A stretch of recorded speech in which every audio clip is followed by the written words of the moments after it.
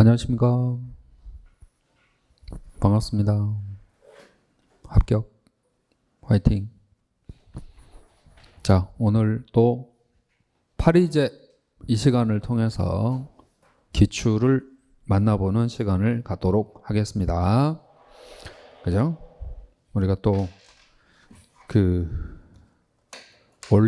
올림픽이라는 경기가 있어야 연습을 하고, 자, 열심히 뛰듯이 이 시간을 위해서 다 문제를 풀어 오셨죠? 설마? 자, 따라서 이 시간을 위해서 또 우리가 진도를 나가보도록 하겠습니다. 앞 시간에 그 경찰 작용법 자 했었던 것 같아요. 어디를 보셔야 되냐면 71번까지 하셨습니까? 71번? 96번? 자, 많이 했네요. 다행입니다. 자, 68페이지 가시면 96번에 과징금 그리고 가산세 요 부분까지 설명했던 것 같은데, 과징금은 의무를 위반하고 법규를 위반하고, 자, 부당하게 발생한 경제적 이득을 환수하는 것. 가산세는 성실하게 신고하지 않았을 때 세법에 의해서 부과되는 벌이 되겠습니다. 자, 거기까지 살펴주시고 97번부터 또 질서위반 행위 규제법이 있는데 97번의 정답은 2번이죠. 우리 과태료 부과에 대해서 의제기하면은 재판 절차로 넘어가게 됩니다. 그래서 과태료 부과되고 의제기하면 14일 안에 법원에 통보가 가요. 그래서 그 부과 효력은 상실하지 않는다가 아니고 부과 효력은 상실한다 라고 해주시고, 자, 98번은 청문회 동그라미 하나 해주시고, 우리 행정절차법상 청문을 거쳐야 하는 경우는 제가 수업 때 법 청이었거든요. 자, 인허가 취소, 박탈, 법령에서 정하는 사유가 발생했을 때 그 밖에 행정청이 필요로 할 때였습니다. 그래서 자, 2번 광범위하여, 영향력이 광범위하여 널리 의견을 수집해야 될 때, 자, 큰 법, 광범위할 때, 큰 영향을 줄 때, 법령에서 정한 사유가 발생했을 때, 자, 요건 공청회죠, 공청회. 그래서 정답이 2번이 되겠습니다. 청문을 거쳐야 되고 공청회를 거쳐야 되고, 청문이나 공청회를 거치지 아니하면 의견 제출의 기회를 줘야 되겠어요. 자, 99번 적절하지 아니한 것. 우리가 행정심판은 재결, 행정소송은 판결이라고 하죠. 그래서 재결은 서면으로 한다예요. 재결은 구두가 아니고 서면으로 합니다. 위원회는 심판 청구가 이유 없다고 인정되면 기각 결정하죠. 이유 없으면 기각합니다. 요건과 절차를 갖추지 않았으면 각하하면 되겠죠. 그리고 3번, 자, 재결서가 발송됐을 때 효력 발생한다. 우리가 행정행위의 효력 발생은 도달이에요. 도달. 자, 도달하기 어렵거나 상대방이 정해져 있지 않는 경우라면 이때는 자, 공표함으로써 효력이 발생되기 때문에 여기 발송을 도달이라고 해야 맞겠습니다. 자, 4번 재결의 기속력이라고 되어 있는데, 기속력은 재결 내용에 행정청이 따라줘야 하는 것을 기속력이라고 하죠. 그래서 재결이 되면 기속력에 의해서 그 취지에 맞게 자, 새로운 결정을 해줘야 돼요. 따라서 종전의 처분이 재결에 의하여 취소되었다 하더라도 종전의 자, 처분 시와는 다른 사유를 들어서, 동일한 사유다, 다른 사유다? 다른 사유를 들어서 처분을 하는 것은 자, 기속력에 저촉되지 않습니다. 그 다른 사유를 동일한 사유를 들어서 이렇게 나오면 기속력에 저촉되는 거죠. 자, 그래서 올바르지 않는 것은 3번입니다. 행정절차법, 행정심판법, 행정소송법. 이제는 거의 한 문제씩 40문제 중에 한 문제씩 자리를 잡아가고 있는 영역이니까 행정심판, 행정소송, 행정절차법 등 조문으로 꼭 읽어 보셔야 되겠어요. 그래서 우리 수업 때 법령정리 5번에서 심판법, 행정소송법, 행정기본법 요 조문도 다 같이 드리고 있습니다. 법령정리 5번에 행정절차법은 조문이 좀 많아요. 그래서 기본서 저희 합격노트에 조문이 다 들어있기 때문에 따로 법령정리 5번에 포함을 하지 않았습니다. 왜냐하면 페이지 수가 너무 많이 길어지니까. 자, 우리 뭡니까? 행정절차법도 법령정리 5번이 있구나. 있네요. 자, 다 있네. 법령정리 5번 꼭 잘 봐주시고. 자, 100번으로 한번 가보겠습니다. 100번. 우리 경직법상 보호조치에 관한 설명으로 적절한 것 했는데, 1번 거절할 수 있다. 정당한 이유 없이 없이 거절할 수 없다죠. 정당한 이유 없이 거절할 수 없고, 영치한 물건이죠. 임시 영치는 관서에서 보호하는 관서에서 가지고 있는 거지. 의료기관이나 구호기관에서 가지고 있는 게 아닙니다. 3번이 맞죠. 4번은 24시간이라고 해주셔야 되겠어요. 101번 적극행정 운영 규정과 경찰, 이 적극행정 운영 규정은 대통령령이죠. 여기서의 적극행정은 동그라미 하시고 창의성과 전문성이죠. 그런데 경찰청 적극행정 면책제도 운영 규정에서의 적극행정은 창의성과 전문성이다. 능동성과 성실성이다. 능동성과 성실성입니다. 능동적으로 성실하게 이렇게 출발을 해야 돼요. 1번 고의 중대한 과실이 없다면 징계 의결을 하지 않습니다. 2번 면책은 공무원 또는 산하단체 임직원에게 적용됩니다. 3번 중대한 절차상 하자가 없었을 것. 우리 자체 감사를 받는 사람이 대상 업무를 처리하면서 모두를 갖춰야 돼요. 절차상 중대한 절차상 하자가 없을 것,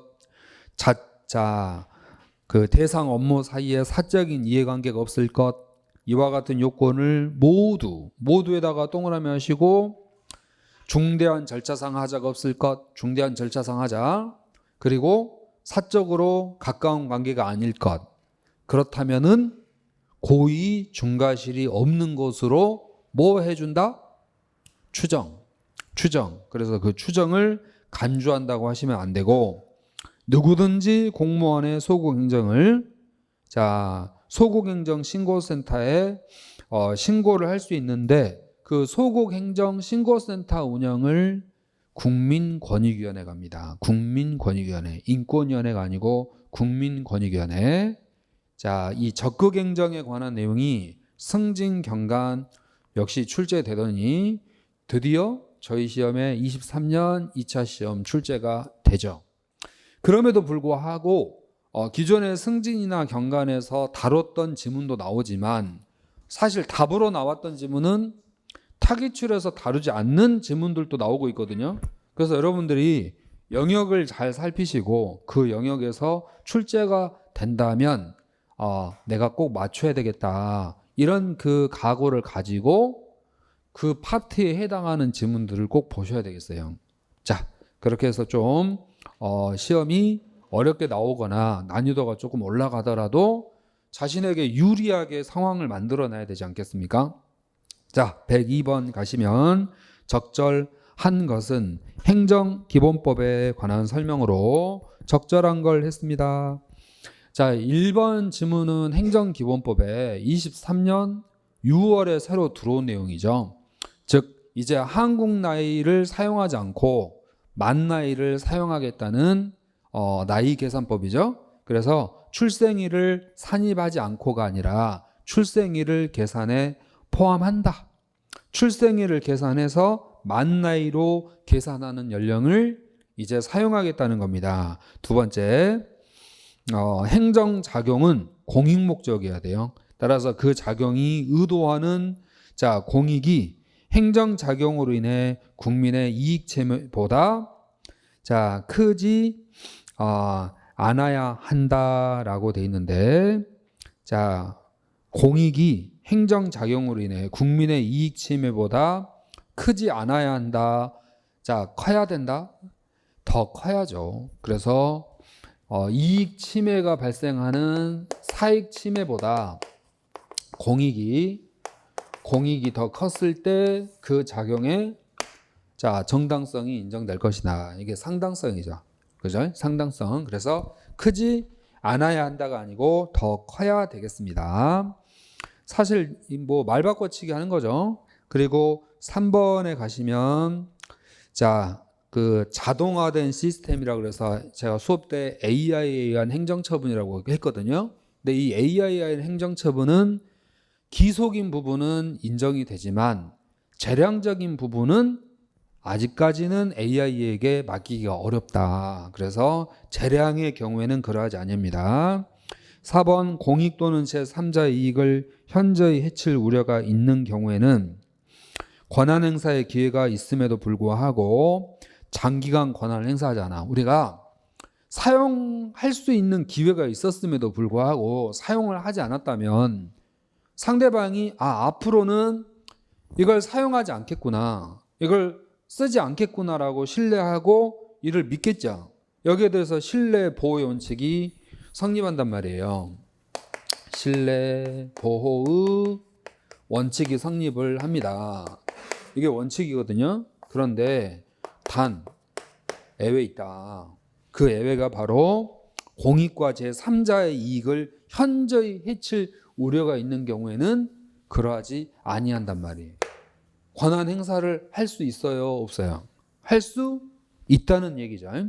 그러니까 장기간 행사하지 아니한 권한을 갑자기 행사하면 안 되는 거지만 공익과 제3자의 이익을 현저히 해칠 우려가 있는 경우라면 그 권한을 행사할 수가 있다 하는 내용입니다. 그래서 권한을 행사해서는 아니 된다가 아니라 행사를 할 수 있다라고 하시고, 행정 기본법 제12조에 있는 내용이거든요. 신뢰 보호 원칙. 그래서 여러분들이 행정기본법 찾아가셔가지고 뭐 법령정리 5번을 보셔도 되고 합격 노트를 보셔도 되고 행정기본법에 꼭 표시를 해 주시고, 출제됐던 영역에서 나온 내용은 절대 안 틀려야 되겠어요. 103번 적절하지 않는 거 됐습니다. 우리 국유재산관리청이 국가재산을 관리하는 행정청이 그 무단 점유자에 대하여, 그러니까 국가재산을 무단으로 점유하고 있어요. 여기에 대해서 변상금 부과처분은 일종의 제재처분이죠.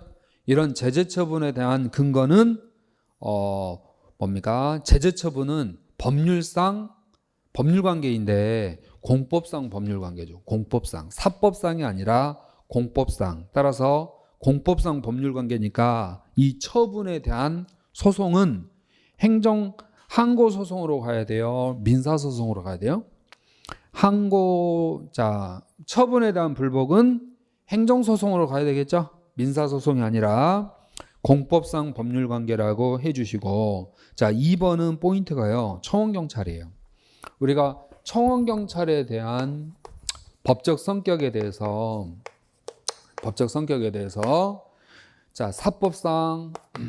사법상 고용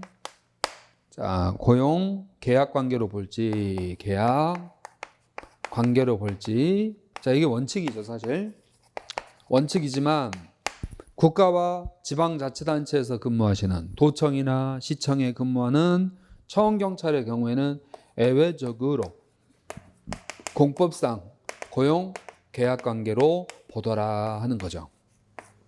이건 이미 경관에서도 출제됐던 지문인데 지금 저희 시험에 이제 출제가 된 거예요. 타기출해서 출제가 됐던 지문인데 저희 시험에도 출제가 된 겁니다. 알았죠? 그럼 경찰과 국가와의 관계도 무슨 관계예요? 공법상 계약관계라고도 할 수가 있죠. 근데 공법상 계약관계가 더 유력하다. 다수설은 행정행위설로 본다. 행정행위설로 보는 거죠. 공무원의 임용은요. 공무원의 임용은 행정행위설로 보는 입장이고 공법상 자 계약설로 보는 입장이 있어요. 이 중에서 자 쌍방적 행정행위설로 보는 게 현재 다수설이겠습니다. 단독 행정행위설이 아니고 그래서 여기 쌍방적 행정행위설에 가면 임용했을 때 동의를 요건으로 하는데 이때 동의 없는 행위를 임용을 무효로 보는 게 쌍방적 행정행위설이 되겠습니다. 이해되셨죠? 자, 그래서 계속해서 여기 청원경찰은 무슨 쌍방적 행정행위설 이런 개념이 아니에요. 공법상 자 계약관계로 볼 수 있는 경우가 있다. 자 3번 원천징수 의무자가 있는데 국가를 대신해서 원천징수 세금을 일정 부분 대신 징수해 주시는 분들은 행정보조인이야. 행정 업무를 보조해 주는 사람이지 공무수탁 사인이 아니다라고 우리가 연습을 했던 부분이에요. 이 원천징수 의무자와 비슷한 역할을 하신 분이 불법 주차 차량에 대해서 경찰로부터 무전을 받고 차량 견인해 주시는 분들 있죠. 이분들도 행정 보조인, 행정 대행자라고 부릅니다. 이분들은 공무수탁 사인이 아니기 때문에 국가배상법상 공무원으로 보진 않는다. 우리 국가배상법상 공무원은 공무수탁 사인까지는 국가배상법상 공무원으로 보거든요. 근데 행정 보조인 이런 분들은 국가배상법상 공무원이 아니에요. 자, 그 밖에 4번 국립대학 학생에 대한 퇴학처분은 행정처분이니까 행정소송의 대상이 되지만 그 전 법무부 장관의 따님이 현재 퇴학처분에 대해서 민사소송 진행 중이거든요. 그래서 사립대 퇴학처분은 민사소송으로 갑니다. 국립대 퇴학처분은 공법상 관계로 봐가지고 행정소송의 대상으로 본다. 이렇게 구별을 해주시면 되겠고 104번 경찰활동의 근거와 한계인데요. 제가 이 뒷부분은 이렇게 설명을 해드리는 이유가 최근의 기출은 예전하고 이 수준 레벨이 좀 달라요. 전과는 좀 다르게 그죠? 이 과거의 그 기출 문제들은 좀 암기를 잘하면 풀 수 있는 이런 내용들이었는데요. 지금은 물론 암기도 필요하지만 어느 정도 그 배경이 있잖아요. 전체적인 그 배경을 그러니까 숲을 봐야 돼. 그러니까 나무만 보는 것보다는 이 내용이 범위가 광범위하다 보니까 숲을 잘 보고 나무를 꿰고 계신 분들이 이 점수가 잘 나온다는 거야. 그게 무슨 말이냐면 조금 그 문제도 좀 일찍 풀어보고 빨리 문제를 좀 접하면서 남들에 비해서 공부를 좀 진도를 빨리 나가신 분들이 유리해요. 진도를 좀 빨리 나가신 분, 즉 진도를 좀 늦게 나가신 분들은 공부 기간을 좀 이제 시작하신 분보다는 좀 미리 시작하셨던 분들이 유리하더라. 그래서 경찰학은 문제를 좀 일찍 풀어보는 게 본인한테 훨씬 유리해요. 알았죠? 어렸을 때 보약 먹은 게 효과가 있어. 이제 알았죠? 어렸을 때 보약 먹을 때는 써가지고 막 싫어하면서 막 도망 다녔는데 지금 달리기도 잘하고 잔병도 없고 감기도 안 걸린 거 보면 어렸을 때 그 보약 먹어줘서 그래. 경찰학도 마찬가지예요. 자, 일찍 문제 풀기 시작하신 분들이 나중에 편해질 수 있는 과목이 경찰학이다 라는 거. 자, 104번 일반적 수권 조항이라 함은 개별적 수권이 없을 때 보충적으로 자 사용할 수 있도록 개괄적으로 수권된 조항을 말한다. 지금 1번 지문은 일반적 수권 조항하고 개괄적 수권 조항하고 동의어다 이런 개념까지 같이 물어보고 있습니다. 일반하고 개괄하고. 자, 두 번째는요. 경직법 제5조 있죠. 5조는 형식상 재량에 따른 직무 수행 권한을 부여한 것처럼 되어 있으나 그 5조에다가 동그라미 하실래요? 5조에 자 경직법 제2조 7항 공공의 안녕과 질서 유지 이를 일반적 수권으로 볼 것인지 일반적 개괄적 포괄적 수권으로 자 수권 조항으로 볼 것인지 긍정설과 부정설이 있다. 근데 이거 다른 말로 말하면 자 재량이잖아요. 재량에 따른 경찰권 발동 아닙니까? 그런데 제가 수업 때 경직법 제5조 위험 방지 조치를 일반적 개괄적 수권으로 보는 조항이 있어서 견해가 있어서 경직법상 권한 중에 가장 광범위한 권한은 5조라고 있어요. 이 위험이라는 단어 자체가 구체적인 개념이 아니거든요. 벌써 이 문장이 이번 시험에 나온 거 아닙니까? 경직법 제5조는 포괄적 수권으로 보는 견해도 있다.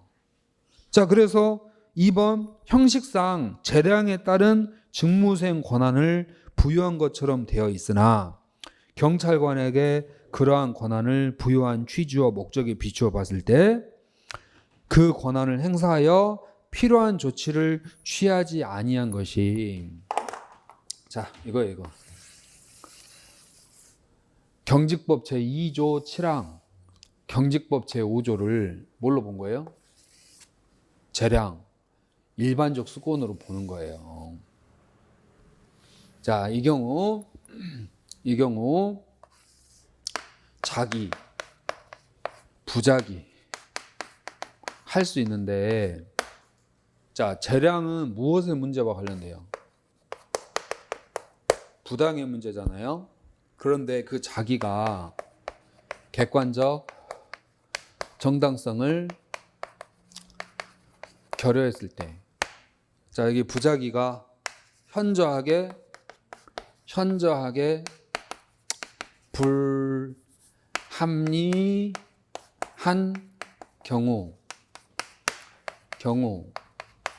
경우라면 그 자기와 부자기가 뭐가 될 수 있다?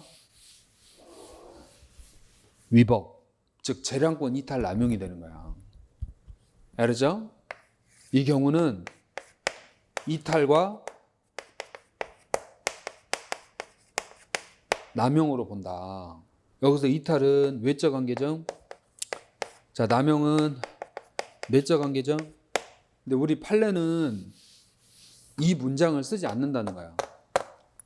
우리 판례는 이 문장을 구별하지 않는다는 거야. 그냥 우리가 수험적으로는 이걸 구분하고 있지만 실제 판례는 이 문장만 써요. 엄마 이해되죠? 그래서 이건 뭐예요? 위법이니까 구제를 받을 수 있어야 된다는 거지. 구제를 받을 수 있어야 된다는 거지. 그래서 여기 이 내용이 지금 칠판에 적어드린 이 내용이 매 시험마다 나와요. 매 시험마다 나오고 있어요. 왜냐하면 행정법의 가장 어떻게 보면은 척추거든요. 척추. 응? 뭔 추요? 척추 알죠? 척추. 여기 척추 중요하잖아. 응? 아, 그죠? 여기 뇌랑 척추랑 그죠? 척추랑 여기 그 연결돼 있잖아. 말초신경. 그죠? 요 안에 들어있는 게 뭐예요? 예? 중추신경이죠. 중추신경. 그래서 여기 뇌랑 얘랑 연결해 주는 게 뭐야? 요거야. 행정법에 이거야. 이게. 행정법에서 재량을 빼버리면 그건 행정법도 아니고 경찰학도 아니야. 아셨죠? 제가 나중에 마약 설명할 때 이것도 한번 적는데, 마약은 여기 중추신경을 자극시키는 게 마약이야. 그래서 이 뇌가 정상적인 판단을 하게 한다, 잘못된 판단을 하게 한다? 잘못된 판단을 하게 하는 게 마약이야. 그래서 마약을 쳐 드신 분들이 창문을 열고 뛰어내리거든. 왜?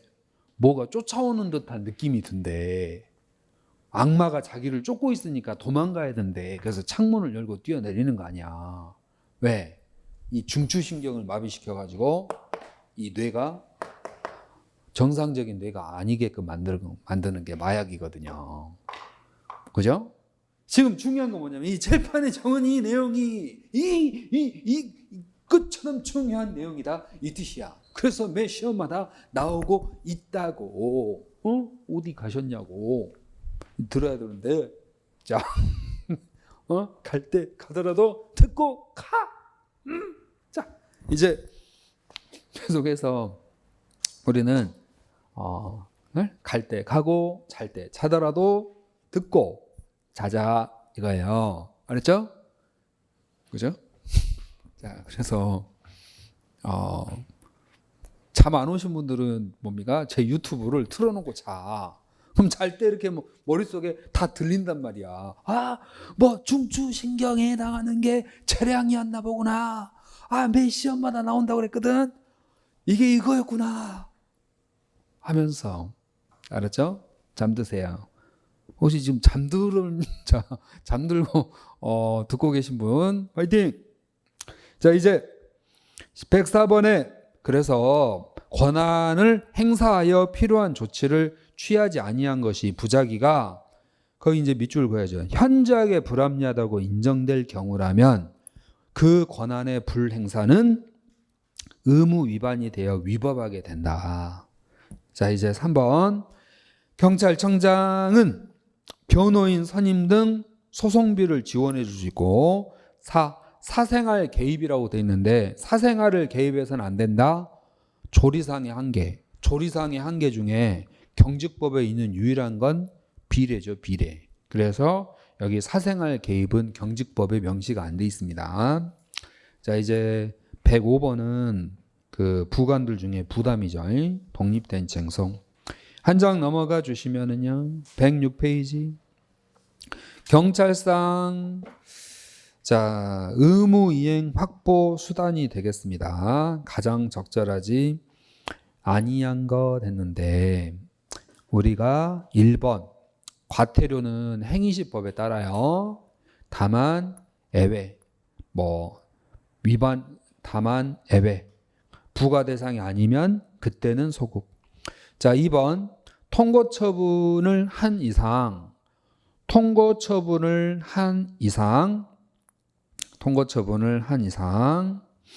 자, 우리 통고처분을 하면 공소시효가 중단됩니다. 알았죠? 통고처분을 하면 공소시효가 뭐한다? 정지됩니다. 알았죠? 우리 관세법에 가면요, 통고처분을, 관세법에 뭐라고 되어 있냐면 통고처분을 하면 공소시효는 정지된다 이렇게 되어 있거든요.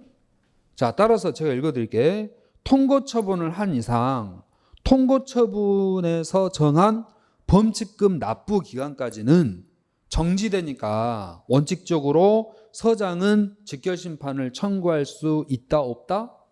없다.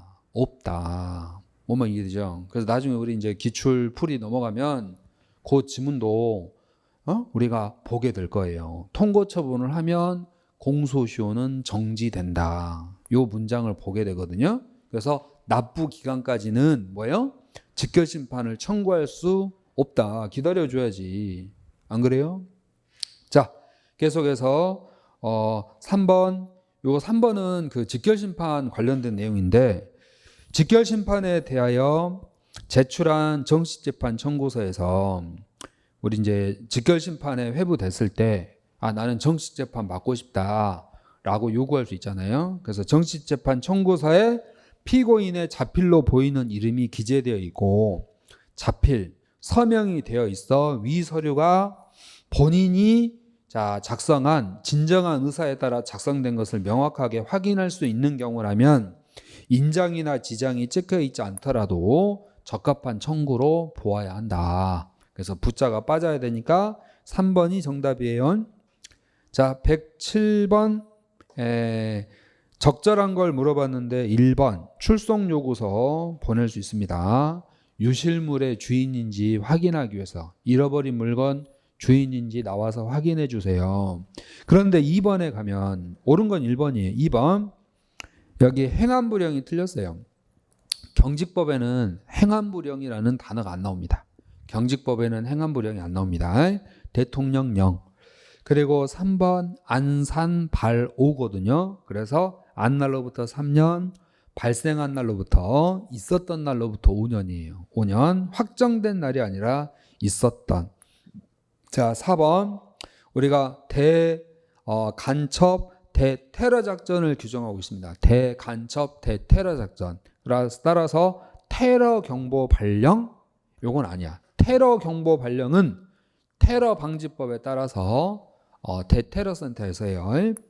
자, 옳은 건 1번이었습니다. 자, 108번 적절한 것을 물어보고 있는데요. 자, 1번에 그 옆에다가 하나 적어 놓읍시다. 사전 차단. 집회와 시위, 사전에 군중이 모이려고 하는 것을 미리 차단하는 것은 제지거든요. 그럼 우리 그 수업 때 이런 얘기 했었어요. 이런 얘기 했습니다. 시간과 장소적으로 가깝지 아니한 곳에서 멀리 떨어진 곳에서 출발하지 못하게 하는 것은 근접성이 없기 때문에 시간과 장소적으로 가깝지 않기 때문에 이건 적법한 직시강제가 아니죠. 근데 지금 1번 같은 경우는 시위 군중이 모이려고 하는 장소야. 그럼 시위 군중이 모이려고 하는 장소를 미리 불법을 차단하기 위해서 미리 경찰력을 동원해서 차단시켰다. 이건 적법한 직시강제가 되겠습니다. 자, 따라서 행정 대집행 후 대집행이 끝나니까 A 자동차 희생자 추모와 해고 복직을 위한 대책위가 또다시 같은 장소를 점거하고 다시 비치하는 것을 막기 위해 그 장소를 미리 둘러싸는 것은 범죄를 예방하기 위한 직시강제로서 적법한 공무집행이 되겠습니다. 자, 그리고 이제 2번에 가시면은 그 물리력 있죠. 경찰이 물리력 유형력을 행사했을 때 형의 감면을 받을 수 있는 규정이 신규로 들어왔고 23년 2차 시험에서 이제 처음으로 출제가 되죠. 근데 이때 감면받을 수 있는 범죄가 모든 범죄였다, 7개 범죄였다? 7개 범죄거든요. 모든 범죄가 아니고 7개 범죄. 그 중에 하나가 이제 악이 포함이 되죠. 그래서 우리 수업 때 가, 폭, 상, 사라, 강간이었어요. 그죠? 가정폭력, 폭행, 상해, 살인죄, 아동학대, 강도, 강간죄, 사라, 강강. 알았죠? 자, 이 7개 범죄에 대해서 유형력 행사 시 감경 또는 면제 할 수 있다고 해야 되니까 한다 틀렸습니다. 할 수 있다고. 그 3번 같은 경우에 6조죠. 6조에 의하여 적합하게 그 행위를 개재할 수 있는데요. 형사처벌의 대상이 되는 행위가 눈앞에서 막 이루어지려고 하는 것이 주관적으로, 이거 틀렸어요. 객관적으로 인정될 수 있는 상황이어야 됩니다. 객관적으로 인정될 수 있는 상황일 때 제지할 수 있습니다. 객관적으로 이루어지려고 하는 상황에서 미리 경찰력을 통해서 그 장소를 사전에 차단할 수 있다. 그럼 이렇게 사전에 차단하려면 주관적으로 인정될 수 있어야 돼요. 객관적으로 인정될 수 있어야 돼요. 객관적으로 인정될 수 있어야 돼. 객관적으로. 4번 경직법 제1조 2항은 비례원칙인데 이 비례원칙은 과잉금지 원칙에서 도출이 됩니다. 자, 106번 개인정보보호법이 22년 2차 시험 때 출제됐는데 1년 딱 머물다가 23년 2차 시험 때 또 나오죠. 그래서 저희 기출에는 딱 두 문제 있습니다. 과목 변경 이후에 2년 동안 2번 나왔어요. 자, 따라서 1번 개인정보란 살아있는 개인에 관한 정보, 개인정보. 자, 그리고 가명정보, 가명정보, 익명정보, 익명정보. 이 중에서 개인정보보호법에 자 보호를 받는 정보는 개인정보와 가명정보죠. 개인정보와 가명정보. 근데 지금 시험 2번 다 이거 물어봤어요. 용어 정리. 이럴 때 딱 맞추고 팍 들어가야지. 다음 시험에 이거 또 물어볼까? 그럼 물어보면 틀릴 사람이 있을까? 없지. 이제는 요거 말고 또 다른 걸 물어봤을 때 여러분 이제 또 그거까지 맞춰야 된단 말이야. 자, 그래서 제가 이제 노력해가지고 연구해서 갖다 또 올려드려야지 드시라고. 그래서 잘 드세요. 그러므로 1. 개인정보. 자, 2번 가명 처리.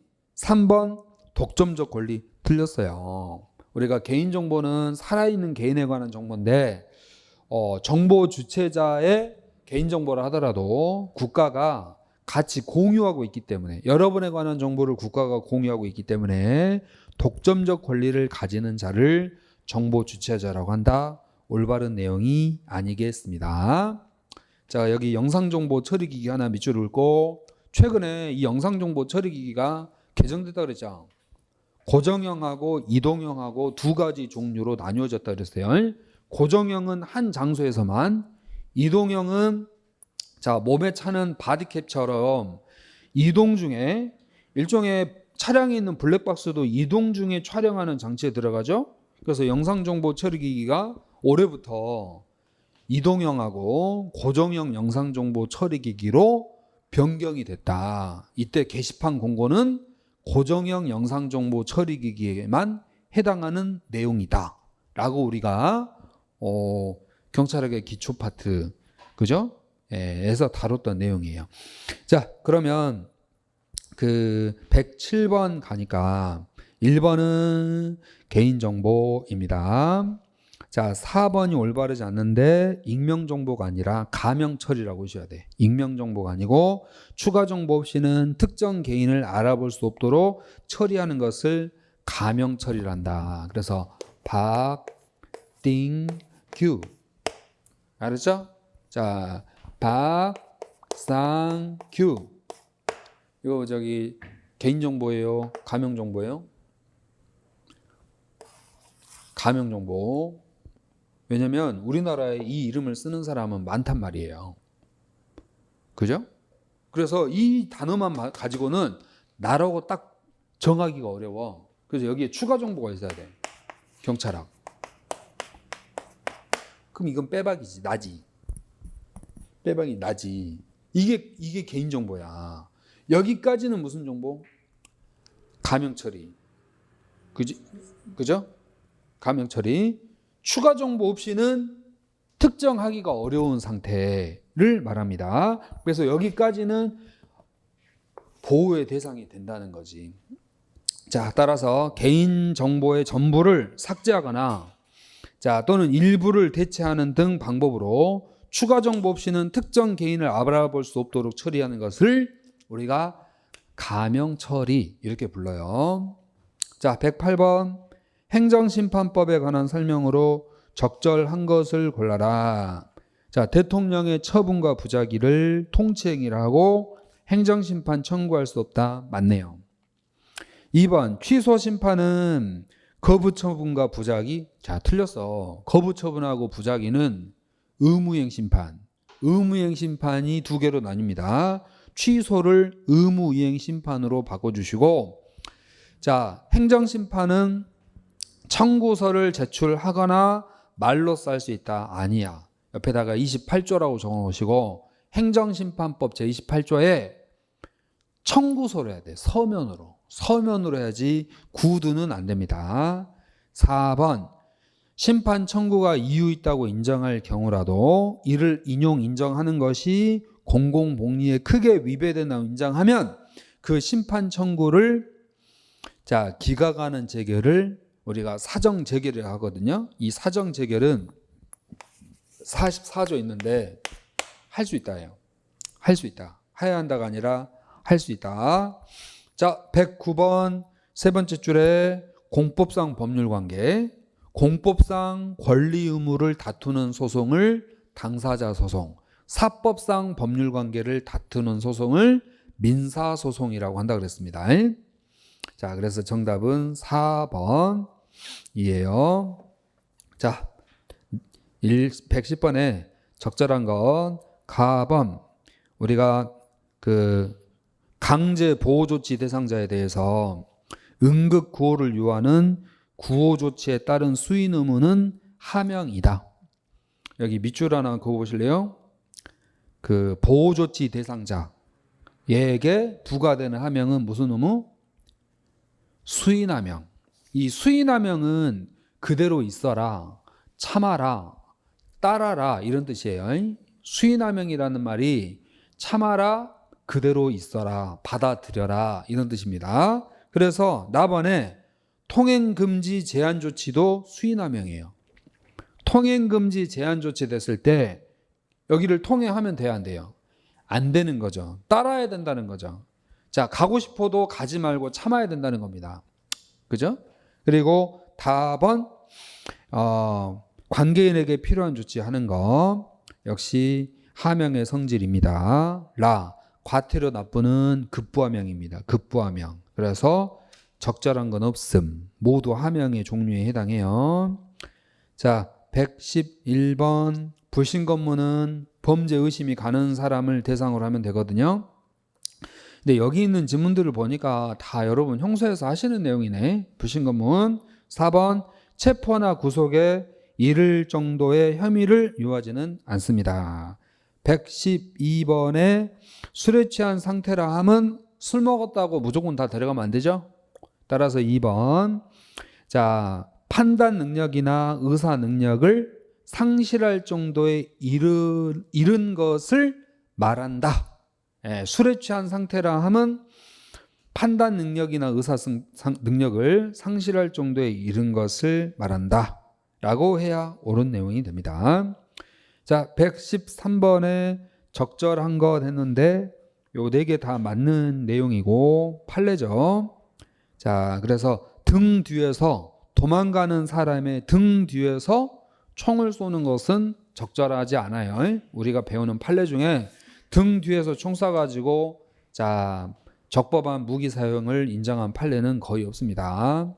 자, 114번 또 넘어가시면 114번에 적극 행정 면책제도인데 23년도 7월 29일 날 출시했던 내용이죠. 자, 1번의 적극 행정은 성실 능동입니다. 왜냐하면 경찰의 적극 행정이니까. 자, 2번은 면책.